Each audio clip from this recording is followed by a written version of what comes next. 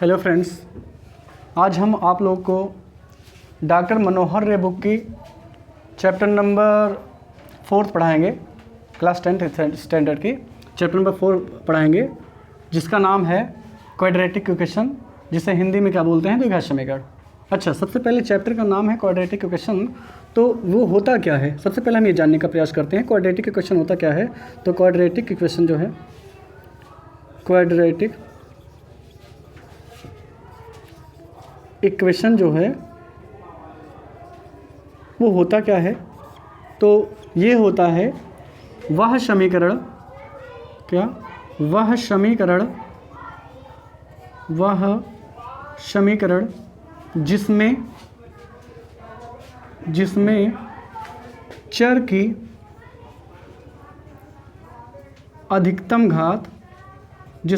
की अधिकतम घात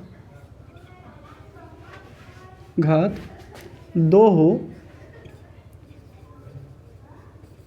उसे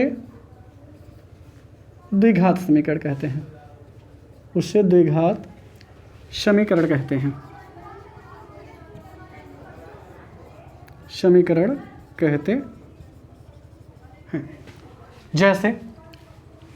जैसे कोई भी एग्जांपल ले लें।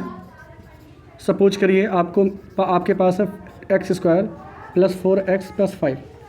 अब इस इक्वेशन में जो है वो इसमें चर की मैक्सिमम पावर कितनी है, 2 है, इसलिए कौन सा समीकरण होगा, इसको द्विघात समीकरण बोलेंगे।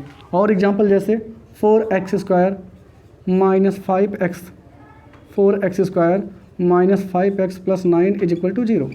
तो इसमें भी अगर आप देख रहे होंगे तो x की जो मैक्सिमम पावर वो कितनी है, 2 है, इस वजह से इसको हम क्या बोलेंगे, द्विघात समीकरण बोलेंगे। क्लियर। चलिए, अब एक और यहाँ से अगली हेडिंग होगी द्विघात समीकरण का व्यापक रूप। द्विघात समीकरण का व्यापक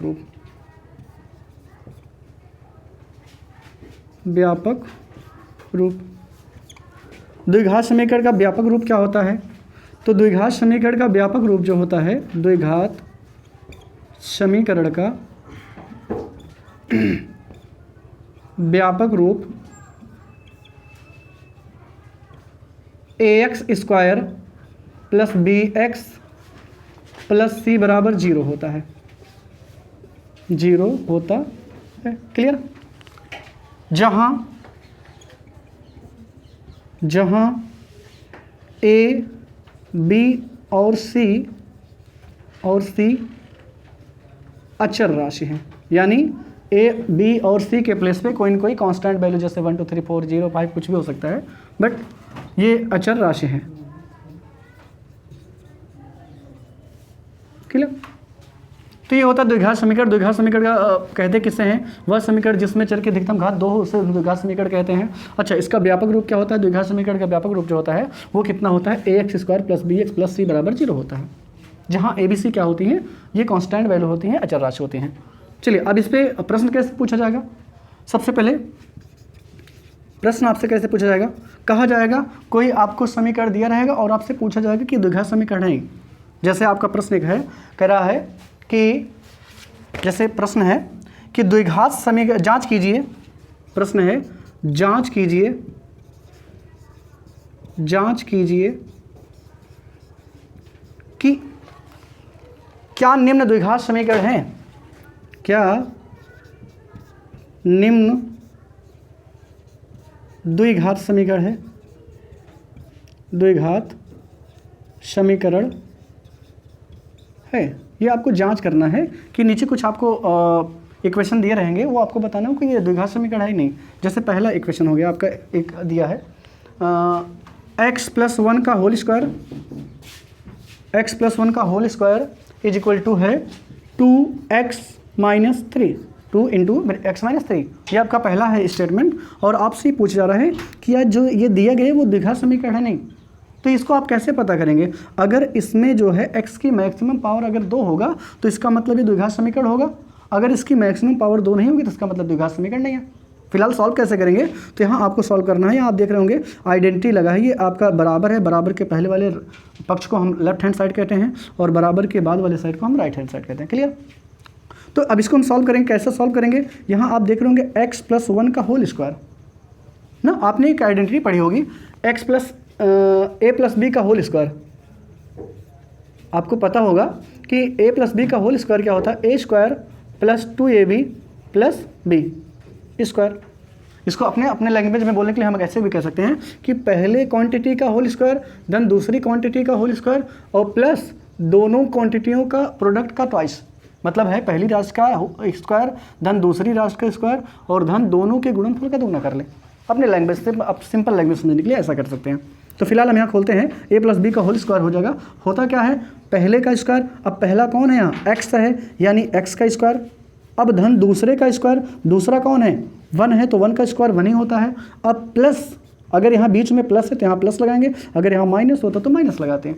तो प्लस दोनों के गुणनफल का दुगना, तो x और a का जब आप गुणा करेंगे तो क्या मिलेगा? x मिलेगा और उसका दुगना कितना हो जाएगा? 2x। क्लियर? इस वाले साइड का हमने जब a प्लस बी का होल स्क्वायर खोला, यानी x प्लस 1 का जब होल स्क्वायर खोला तो इतना मिला, x स्क्वायर धन b स्क्वायर और धन 2ab। ओके, अब इनका हमें मल्टीप्लाई करना, कैसे करेंगे? पहले आप इनका गुणा इसमें करेंगे, फिर इसी 2 का गुणा आप इसमें करेंगे, तो कितना आएगा?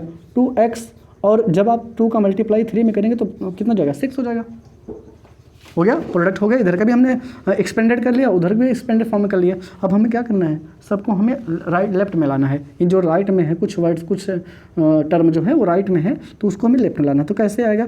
तो एक्स स्क्वायर, पहले हम घातों को, सबसे बड़ी घात जो होगी उसको लिखेंगे, इसके बाद उसके छोटी घात कौन है? 2x है। अब इधर से 2x इधर आ रहा है तो ये हो जाएगा -2x। ये +1 इधर था और उधर से -6 आएगा तो इधर क्या हो जाएगा? +6 हो जाएगा। ओके, कितना हो जाएगा? +6, सॉरी 6 हो गया। अब यहाँ से 2x जो है, x स्क्वायर हम यहाँ उतार ले, यहाँ 2x पॉजिटिव में है और 2x नेगेटिव में है, यानी 2x से कैंसिल, कितना मिला? x स्क्वायर + 7 = 0 मिला। अब ये बताइए, जो मुझे लास्ट में मिला उसमें चर की जो कांस्टेंट अनवेरिएबल है उसकी जो पावर है वो कितनी मैक्सिमम है? जो चर है उसकी अधिकतम घात कितनी है? 2 है। तो आप लिखेंगे, यहाँ लिखेंगे चर की अधिकतम घात 2 है, चर की अधिकतम घात कितनी है? अधिकतम घात 2 है, घात 2 है। अतः यह द्विघात समीकरण है, यह द्विघात समीकरण है। क्लियर? बस इतना काम करना है। ओके, चलिए तो एक और प्रश्न लेते हैं इसी टाइप का, जैसे है कि लेते हैं, जैसे इसका सेकंड ले, ये क्या है? x स्क्वायर -2x = है -2 इन ब्रैकेट 3 - x। क्लियर? ये आपके दूसरा क्वेश्चन है इस चैप्टर का, इस प्रश्नावली का। तो इसको सॉल्व करने कैसे करेंगे? तो इसमें कुछ नहीं करना, ना तो आपको a - b का होल स्क्वायर लेना, तो a + b का होल, कुछ नहीं करना है, सेम टू सेम ऐसे उतार लेना है। क्लियर? तो ये x स्क्वायर -2x, इसमें कोई चेंजमेंट नहीं होगा, इक्वल के नीचे इक्वल। अब ये -2 से हमें मल्टीप्लाई करना है, तो -2 का मल्टीप्लाई एक बार 3 में करेंगे तो कितना आएगा? -2 3 = 6 हो जाएगा, माइनस में होगी। और -2 का मल्टीप्लाई जब माइनस में करेंगे तो माइनस माइनस प्लस हो जाएगा, और इस -2 का जब मल्टीप्लाई x में करेंगे तो हो जाएगा +2x। कितना? +2x। फिर से समझिए, -2 का मल्टीप्लाई -x में करेंगे तो माइनस माइनस तो प्लस हो जाएगा, और 2 का मल्टीप्लाई जब x में करेंगे तो क्या हो जाएगा? 2x हो जाएगा। अब हमें क्या करना है? सबको हमें एक साइड ले आना है, तो x स्क्वायर -2x, इधर वाला +2x आएगा तो इधर आके माइनस हो जाएगा, और इधर ये -6 है तो इधर आके क्या हो जाएगा? +6 हो जाएगा। तो ये कितना हो जाएगा? 0। तो x स्क्वायर माइनस कितना हो जाएगा? 4x, और ये प्लस कितना हो जाएगा? 6। अब इसमें भी देखें आप, तो इसमें जो चर की अधिकतम घात है वो कितनी है? 2 है। यहाँ चर की अधिकतम घात कितनी है? 2 है, इसलिए यह भी द्विघात समीकरण होगा। तो यहाँ लिखेंगे चर की अधिकतम घात कितनी है? 2 है, अतः यह द्विघात समीकरण होगा, द्विघात समीकरण होगा।